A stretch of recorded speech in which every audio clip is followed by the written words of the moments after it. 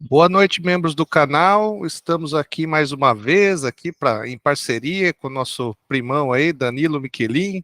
Nós iniciaremos hoje a fazer um bate-papo bem entre teoria e prática. A gente vai falar sobre temas oriundos da manutenção e nós vamos explicar como funciona a manutenção, teorizar todo o contexto e conforme a gente vai teorizando, a gente vai explicando a prática também com o auxílio do nosso parceiro aí. É com você, Danilo.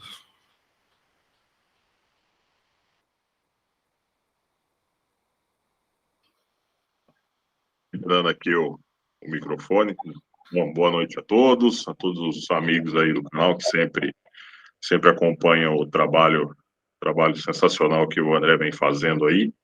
É um canal que a gente vem acompanhando aí há um bom tempo, vem percebendo o crescimento desse espaço e a importância dos temas que têm sido tratados aqui, né, André? Deixar desde já o meu reconhecimento e meu parabéns a você pelo trabalho que vem fazendo. Dando sequência ao nosso bate-papo aí que a gente vem travando aí sobre manutenção, né? Manutenção, como alguns dizem, é aquele setor que todo mundo dentro da corporação, dentro do mundo corporativo, é aquele que é bem, na verdade, as pessoas só lembram quando você tem problema, né? Então, teoricamente aí é aquele setor que todo mundo não gosta de lembrar. Porque quando lembra é porque é sinal de que tem problema, né? Então, quanto menos as pessoas lembrarem da manutenção, melhor, com certeza melhor deve ser a condição do maquinário e deve estar disponível aí para produção e para as outras áreas, né? Com certeza deve estar gerando lucro para a empresa. Mas, como a gente estava falando, né, André, desde um pouco antes aí da gente começar esse bate-papo aí, a manutenção, se a gente fosse teorizar um pouco sobre a manutenção, né, a manutenção é um conjunto de cuidados técnicos e indispensáveis para o funcionamento e para o andamento de uma empresa, dentro de uma fábrica, dentro de uma corporação, né. O objetivo principal, sem dúvida, é manter a operacionalidade, manter os equipamentos rodando, garantindo a segurança também, um tópico muito importante que a gente acaba, às vezes, passando despercebido. Então, é garantir a confiabilidade operacional, a segurança do equipamento, garantindo a confiabilidade das máquinas, e não só de máquinas, né? Porque hoje, em algumas empresas que a gente tem trabalhado, o setor de manutenção ele tem ficado cada vez mais abrangente, né? Você cuida desde parte civil, desde equipamentos também de escritório, equipamentos, enfim, toda uma cadeia, toda a cadeia dentro da empresa, tudo que se fala de manutenção, esse é um setor que tem ampliado muito, né? Realmente nós temos aí todo esse viés de manutenção na fábrica toda. Hoje nós temos esse conceito, né, de facilities, né, Danilo, que é englobar a fábrica como um todo, desde parte civil, elétrica, eletrônica, tudo envolvido. E isso aí, hoje é a questão muito salutar a gente trabalhar com a mensuração de custos, né? Que anteriormente isso não era inserido dentro do corpo como uma gestão, como a necessidade de se fazer manutenções, por exemplo, de iluminação, né, na fábrica, o telhado da fábrica, a parte hidráulica, né, da fábrica. Eu vim de uma empresa que ela cresceu e de uma forma um pouco desordenada, né? Às vezes a gente tem essa familiaridade de empresas grandes que são construídos o prédio, depois já vem tudo estruturado. Agora, empresas que vão crescendo, crescendo, crescendo, daí às vezes tem tubulação que é residencial misturada com industrial, aquela coisa bem complexa, né, Danilo? Eu particularmente posso te dizer que vivo isso hoje na pele, né? você tem o crescimento natural das empresas, um crescimento muito salutar, né, sinal de que as empresas estão prosperando, estão crescendo, mas você encontra alguns projetos que desde o começo eles não previram esse tipo de crescimento, né? E você tem que ir trocando o pneu com o carro andando, você tem que ir dando condições para que a empresa possa crescer e possa se desenvolver. E como você falou desde o começo, a questão do custo ela é problemática, né? Vamos lá, a questão do custo eu acho que é uma particularidade de cada empresa, né? Ainda bem que, eu costumo dizer que ainda bem que a gente tem hoje a gente tem acesso a muitos materiais, e você tem capacidade de fazer um networking muito grande com outras, um benchmarking com outras empresas, e você acaba criando alguns parâmetros, né? Além disso, você tem hoje, talvez há muito tempo atrás, a gente não tivesse, por exemplo, um documento nacional da Abraman, né, que esse documento nacional ele é emitido a cada 2 anos pela Abraman, Associação Brasileira de Manutenção, e nos possibilita ter um raio-x completo dos setores de manutenção das empresas, né? Então, lá no documento nacional, você consegue saber quanto que as empresas por aí, né, gastam de manutenção, em cima uma determinada porcentagem em cima do faturamento líquido. Você começa a ir criando determinados parâmetros. Embora, como eu disse anteriormente, existe uma particularidade de cada empresa, a idade do maquinário influencia muito. Às vezes você tem máquinas muito antigas, então você demanda um custo, uma despesa um pouco maior para manter esses equipamentos, frente a equipamentos mais novos, então isso também influencia. O próprio fator de crescimento das empresas, porque isso acaba entrando também, manutenção de telhado, manutenção civil, canos. Uma coisa que me deixa muito, eu como homem de manutenção, uma coisa que me deixa muito bravo é encanamento subterrâneo. Que quando vaza ou quando tem algum problema, para você cavar e chegar no problema é uma dificuldade muito grande. Então você já gastou, empenhou muito mais dinheiro para poder chegar e entender o que está acontecendo. Então é a particularidade de cada empresa, né? Embora hoje a gente tenha a possibilidade de ter um benchmark muito maior, né? Realmente, né? Essa questão do equilíbrio, né, de custos, tudo que a gente precisa bastante entender também, né, ter o lado empático de entender a realidade da empresa.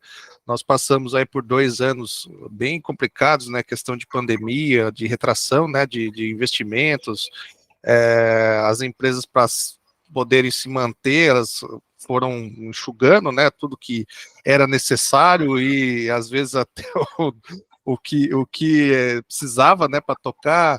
Essa questão muito de colocar o material paralelo, né, Danilo, acontece bastante, né, quando a gente está nesse processo de redução de custos, e também que nós passamos por dificuldade até conversei com um rapaz esses tempos aí, que ele comentou do desenvolvimento do produto, desenvolvimento do item, tudo, e ser, por questão de viabilidade de custo, ele era da China, e depois com toda essa retração comercial do mundo aí, a China não fornecia mais. E daí eles tiveram que criar, né, formas alternativas de fazer a manutenção, desenvolver um novo drive, uma nova sistemática ali para poder fazer a manutenção da máquina, para voltar a máquina a funcionar, né? Com toda essa dificuldade que nós tivemos aí nesses 2 últimos anos. Né? Eu costumo dizer que a manutenção brasileira nas indústrias do Brasil é muito criativa, né? Hoje você tem e hoje a gente tem um acesso a muito mais recursos, né? Dificilmente hoje você tem uma situação que você acabe se debruçando sobre ela e falar, poxa, não tem solução. Você sempre vai ter uma possibilidade, a gente tem muitos recursos. E o nosso mecânico e o nosso eletricista, frente ao padrão mundial, é como eu falei, ele é extremamente cheio de ideias. Então, dificilmente você fica numa situação parada. Mas hoje também tem a questão da indústria 4.0, né, André? A questão da indústria 4.0 também está acabando um pouco com essa criatividade também do mecânico e do eletricista, né? Hoje a gente está entrando numa seara aí que é basicamente troca de peças. Quando você tem muita tecnologia envolvida, acaba ficando difícil, né? A não ser que seja ainda alguns componentes mais antigos, como eu já trabalhei em outras empresas aí que você tinha máquinas aí dos anos 70, máquinas dos anos 80, ainda você, com muito comando elétrico, uma tecnologia um pouco mais passada aí. Então, isso te permite ter mais recursos, mas hoje está ficando difícil. Então, voltando à nossa questão do custo de manutenção, isso também tem um impacto muito grande, porque quanto mais a tecnologia, menor a sua capacidade de adaptação e, consequentemente, um aumento no custo de manutenção, né? Então, tem duas vertentes. Quando a gente fala dos equipamentos mais antigos, mas, ao mesmo tempo, você tem equipamentos novos que também demandam um custo maior, e hoje muita peça importada. Então, é complicado, e você acaba tendo que ter também um aumento, né? Um aumento no seu estoque, né, no seu estoque de manutenção. Porque se você fica muito sujeito a um lead time muito elevado em determinadas situações. Para você trazer, algum tempo atrás nós tivemos uma situação aí de um freio, de um acoplamento magnético, onde você só tinha uma peça daquele fabricante disponível na Itália.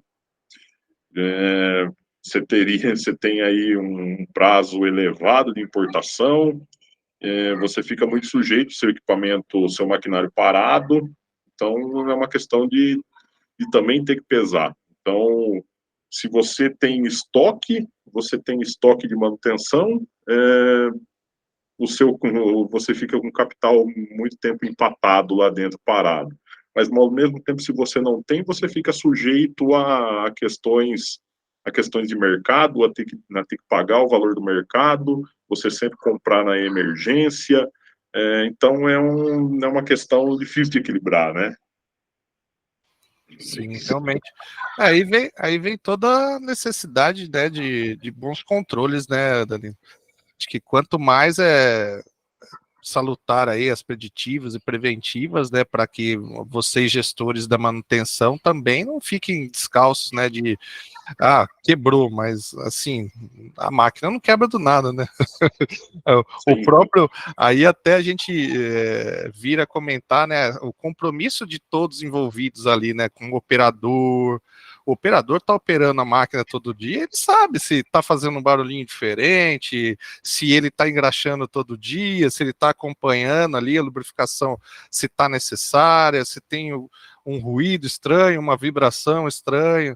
Aí, quanto mais for engajado, né, o time de operação, a manutenção, até mesmo a qualidade, né, que está acompanhando ali a questão do produto acabado, o produto saindo da máquina, vendo e identificando esses vetores de qualidade, essas responsáveis também pela qualidade, está acompanhando, o cara pode até não conhecer do maquinário, né, Danilo, mas, opa, o produto está saindo esquisito aqui, não é normal tá saindo com tanta variação. E isso, fazer esse processo de retroalimentação com a equipe de manutenção é muito importante, né? Eu diria que é um grande desafio, viu, André? É um grande desafio você ter uma cadeia de processo muito azeitada, né? Concordo com você. Cada vez mais a importância dentro do custo de manutenção, ainda se atendo a esse assunto que a gente começou, né? Você ter a importância de perceber sinais de entender, poxa, tem alguma coisa aqui que, ó, isso aqui hoje não está igual ontem, ó, tem de você se antecipar, de você se prever, né? Cada vez mais a importância da preditiva, da preventiva, porque o custo da corretiva ele é muito mais elevado, né? Tudo que você acaba tendo que corrigir com a máquina parada, sempre com a faca no pescoço, é complicado. Você acaba tendo que pagar o preço do momento. A sua dor naquele momento você acaba tendo que resolver. Porque a gente sabe o custo de um equipamento parado, a perda de faturamento, a perda de qualidade, tudo isso tá muito ligado. Então, eu diria que se a gente fizesse uma relação aí, quanto mais preventivo e mais preditivo você tiver, com toda certeza você tende a ter uma redução do custo de manutenção e uma capacidade melhor de se planejar, né? Então, e como você falou, a importância de ter uma cadeia toda azeitada, né? O cara da qualidade observando os aspectos de qualidade, o cara de produção, que é o cara que está ali no dia a dia, esse é um cara fundamental dentro do processo de manutenção. O homem de manutenção tem que ter uma amizade muito grande com o cara de produção e estar sempre do lado dele. Pô, tá tudo bem aí? Pô, tem alguma coisa estranha? Não, tem que estar ligado, tem que estar junto e entender que um não funciona sem o outro. E muitas vezes a gente vê dentro das empresas uma certa rivalidade entre produção e manutenção, e isso tem que acabar, porque isso reflete no rendimento dos dois setores, né? São conceitos aplicados e eles, como você bem disse, de azeitar, né, as ligações. Quanto mais unido for esse grupo, vai haver um ganha-ganha entre todos, né? Porque eles vão pegar a operação, a máquina vai rodar melhor, vai entregar o melhor resultado, não vai quebrar tanto, por consequência, a manutenção não vai precisar operar tanto, né? Às vezes, assim, de forma emergencial, né? Na maioria das vezes, infelizmente. Sim. E também vem aquela questão do planejamento, né? Bem feito também, né, Danilo? Quando a gente tem um planejamento, não só o planejamento de produção, mas o planejamento também e controle de manutenção, eles alinhados de forma a parar a máquina no momento certo, você comprar, ó, eu estou identificando aqui que há um problema nesse maquinário, ó, vamos precisar trocar o rolamento tal, embuchamento tal, vamos programar para no próximo sábado, né? Então a produção já é programada para parar naquele sábado, dia 15, por exemplo. Aí você já tem todas as peças disponíveis, todo o tempo disponível, já a linha parada, não vai ter operador lá pentelhando, ó, já está pronto. Né? Então é importante também essa relação do planejamento. Sem dúvida. E é como você falou, é sempre sábado. A manutenção, os grandes trabalhos que precisam ser feitos é sempre sábado, né? Sempre sábado, agora é difícil trabalhar de domingo. Hoje tem uma questão muito forte da legislação trabalhista aí, pegando muito pesado com relação ao trabalho de domingo agora, né? Mas tudo na vida que a gente fizer, tudo aquilo que a gente faz de forma planejada é sempre melhor, menos traumático na nossa vida mesmo. Sai tudo mais barato. Você, por exemplo, se planejar para fazer uma viagem, você já compra de forma antecipada, melhor do que você pagar o preço do momento. Sem dúvida que. E é isso que muitas vezes falta para algumas pessoas, né? Colocar esse. Poxa, se para a nossa vida o planejado é melhor, por que no trabalho não vai ser diferente, né? Então, é difícil. Partindo um pouco aqui para os tipos de manutenção, a gente até adiantou um pouquinho, né, Danilo? Falando um pouquinho da preditiva, preventiva. Eu ia pedir para você contextualizar tudo isso aí para os ouvintes do canal, que ainda é um pouco leigo da diferença de cada uma, tal. você puder explicar um pouquinho do que se trata, né, a preditiva, como funciona, que equipamento que você usa aí no seu dia a dia, ou que você já usou em outras empresas, a preventiva, se você tem um cronograma, se isso é feito um planejamento, né, como a gente estava fazendo esse bate-papo, e a corretiva que da hora que já, né, caímos do cavalo, como que é tratado tudo isso aí? Tá, vamos lá. Corretiva, eu acho que ninguém tem dúvida, né? Corretiva quebrou, conserta, não tem jeito. Eu acho que é o pior tipo de manutenção que existe. Impacta no resultado da manutenção, impacta no resultado da produção, impacta no desempenho de todo mundo, cria-se um clima extremamente ruim dentro da corporação. Sempre que puder evitar esse tipo, a não ser que seja uma estratégia. Eu já vi em algumas empresas, a estratégia é essa mesmo. Quebrou, conserta. Vai ser corretiva. Mas aí é uma questão de estratégia da empresa. Então, corretivo, quebrou, conserta. Né? A preventiva ela pode ser baseado em algumas questões. Baseado em manuais, em checklists, em inspeções, tudo aquilo que você consegue se antecipar, que você consegue planejar, que você consegue prever, né? Então, a preventiva, sem dúvida, há um tempo atrás, a gente só tinha na manutenção a corretiva e a preventiva. Então, a preventiva é tudo aquilo que você consegue prever antes. Se planejar, você tem condição de atuar de uma forma mais tranquila. E de um certo tempo para cá, cresceu muito a preditiva, né? A preditiva é aquela que é realizada sempre com ajuda. Existem várias literaturas sobre esse assunto, mas eu, de uma forma bem sucinta, eu costumo dizer que a preditiva é aquilo que você sempre faz uso de algum aparelho, de algum recurso, para poder se antecipar, para você monitorar a condição de um equipamento. Dentro das preditivas, a gente pode dizer aí uma análise de vibração, que hoje eu diria que já não é nem novidade mais. A análise de vibração é uma questão de sobrevivência, de você ter capacidade de atuar de forma antecipada.